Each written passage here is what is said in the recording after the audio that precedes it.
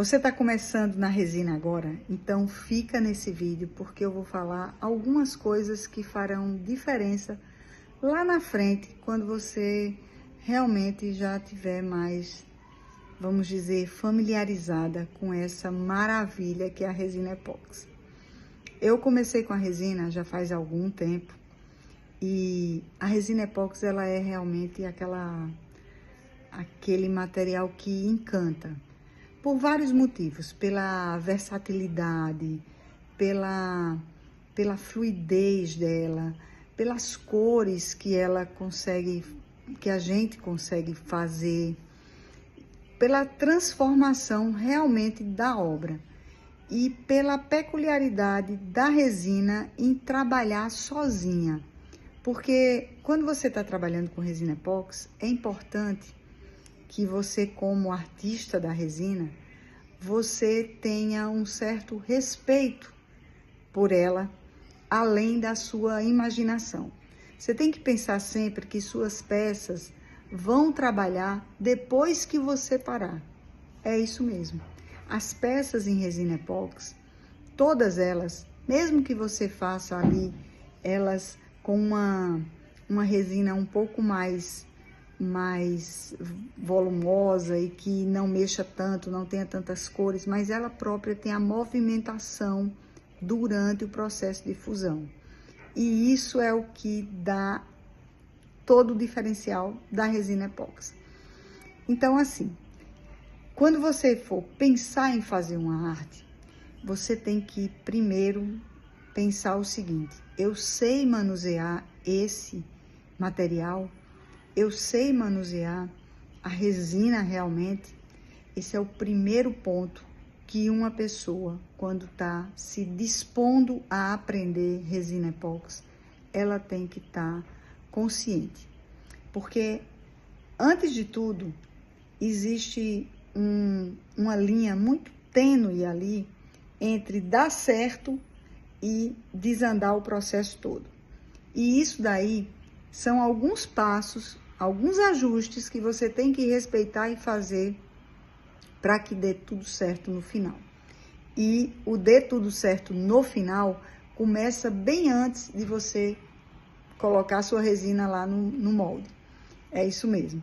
Se você está gostando do conteúdo, já se inscreve aí no canal para eu mandar mais conteúdo de resina epóxi para você. Porque o nosso objetivo aqui é realmente esclarecer. E quando eu falo que começa antes de você envasar lá o seu molde ou derramar sobre a sua madeira ou sobre a sua peça que você criou ali, é porque antes de tudo isso você tem que preparar onde vai ser derramada, envasada a resina. Por exemplo, vamos falar aqui dos moldes em silicone. O silicone, ele é altamente repetitivo. Se você tiver um molde de silicone que tenha sujeira, poeira, pó, um fiozinho de cabelo, ou que simplesmente ele já foi tão usado que ele está opaco, isso tudo vai refletir na sua peça. Mas não tem como negar, isso é assim, vai acontecer. Então, o primeiro passo que você tem que ter, o primeiro pensamento é: meu molde está adequado, meu molde está opaco. Se ele estiver opaco, você já sabe, ali onde a peça vai grudar, ele vai sair com opacidade, ele vai ficar opaco. Se ele estiver com uma sujeirinha, você não limpou direito, ele vai ser incluído ali naquela peça de resina. E você vai ficar com o seu molde gravado, porque é um gravador, é uma impressora, não tem como. Esse ponto aí é o primeiro ponto que você tem que analisar. O segundo ponto mais importante, e se você está gostando, já deixa o teu like aí para eu continuar falando de resina epóxi. O segundo ponto mais importante, antes de começar tudo, é respeitar a quantidade de resina e de catalisador que o fabricante mandou você fazer. Se você tá com um local aí, fazendo sua resina, seu catalisador, sua balança está descalibrada, ou simplesmente você tá tentando acertar no olhômetro, isso vai dar errado. Mas pode escrever, ela vai ter um processo de fusão ou antecipado, esquentar e entrar em fusão e ficar cheio de bolhas, ou ela vai retardar e às vezes nem entrar no processo de fusão e ficar borrachoide. Então, tudo isso depende realmente de como você vai fazer aí esse manuseio, essa medida. Quando você for manusear realmente, mexer, homogeneizar sua peça, você tem que fazer isso com vigor, porém sem ser rápido e nem lento demais. O tempo médio para você fazer essa homogeneização na sua resina, ele pode variar. Às vezes a gente fala aqui, ó, 3 minutos é o tempo que você tem que passar fazendo a mistura da sua resina. Mas isso, calma, não é bem assim. Dependendo da quantidade, se for uma resina, uma quantidade intermediária, pouquinha ou intermediária, 3 minutos é o suficiente. Mas se você está, por exemplo, resinando uma mesa, uma quantidade grande, quilos e quilos de resina, você tem que ter ali um tempo maior, até por conta do volume. Então, você pode pegar ali um tempo até 5, 8, eu já fiz até em 10 minutos, homogeneizando mesmo para poder parar. E vamos aí ao ponto que é muito importante: deixar a resina descansar. Quando você deixa a resina descansar, você já elimina muitos problemas chamados bolhas. As bolhas vão ser eliminadas, pelo menos em 70% das bolhas vão subir e vão conseguir se estourar se você deixar ela ali paradinha e essas bolhas subindo. Depois que essas bolhas subirem, que a resina descansou, você vai ali com o seu quebra-bolhas, com o seu soprador térmico, ou às vezes até com álcool etílico, você borrifa ali e você vai conseguir quebrar essas bolhas. Ah, e antes que eu me esqueça, em relação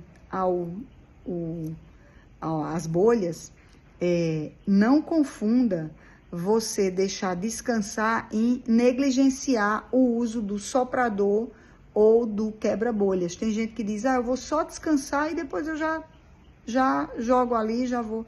Não. Na hora de derramar a resina, depois de você ter passado já o quebra-bolhas, já ter passado o soprador, você ainda tem que ter uns cuidados extras. E aí vai uma dica bem importante. Já anota aí e já deixa teu like. Mas o que eu sempre faço, principalmente quando eu tô envasando moldes de silicone, é colocar um palito. Eu apoio o palito aqui no molde e vou escorrendo, vou jogando a resina aqui para que ela vá descendo aqui no palito. E quando ela já vai descendo, as bolhas instantaneamente vão se desmanchando, porque ela toca na superfície e quebra. Então, quando ela chega aqui embaixo, no molde, praticamente fica 0 de bolhas, né? As micro bolhas ali, naquele derramamento, elas já vão se quebrando. E quando você vai passar ali o soprador depois, por último, praticamente não vai ter mais bolhas. Então, você já elimina isso aí. Esse ponto é bem importante.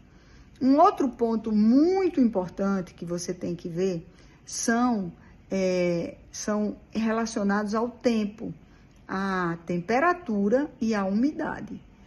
Você tem que prestar atenção em temperatura e umidade. Às vezes você fala assim, a temperatura está agradável. Mas agradável para quem? Para você ou para a resina? Porque se tiver muito frio ou muito quente, você vai ter problema com essa fusão de resina.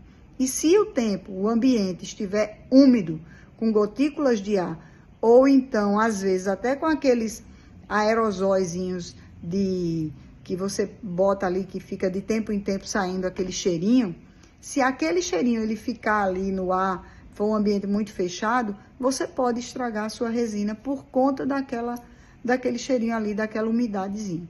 Então, o que é que eu sempre falo? Elimine essa história de colocar esses borrifadores de aromatizantes no ambiente que você trabalha.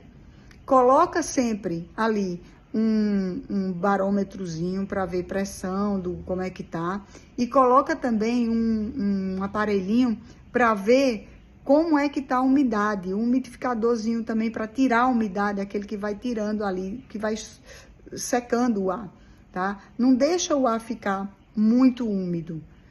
Às vezes você quer usar ar-condicionado, muito ar-condicionado, uma temperatura muito gelada, não vai nessa. Bota uma temperatura ali razoável de 22, 23 graus, uma temperatura boa, que dê para você trabalhar e que a resina também não fique nem tão baixo e nem tão alto, tá? Isso é muito importante mesmo. Então, assim, esses pontos são os principais pontos que você tem que saber, tem que estar ligados para você que realmente ter um envasamento legal. Depois que essa resina ficou curada, ficou endurecida, não desmolde antes do tempo.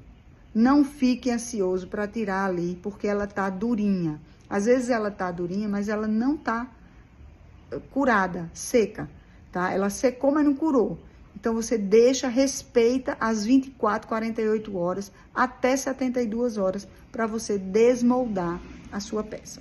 E aí sim, você entra na fase do acabamento, polimento, tá? Mas aí, se você gostou desse conteúdo, se ele faz sentido para você, por favor, se inscreve aí no meu canal. Fala o que é que você quer que eu traga de assunto aqui para você, para a gente continuar trazendo algumas coisas interessantes sobre resina epóxi e o dia a dia do artista da resina epóxi. Eu fico com você nos próximos vídeos e nos próximos shorts.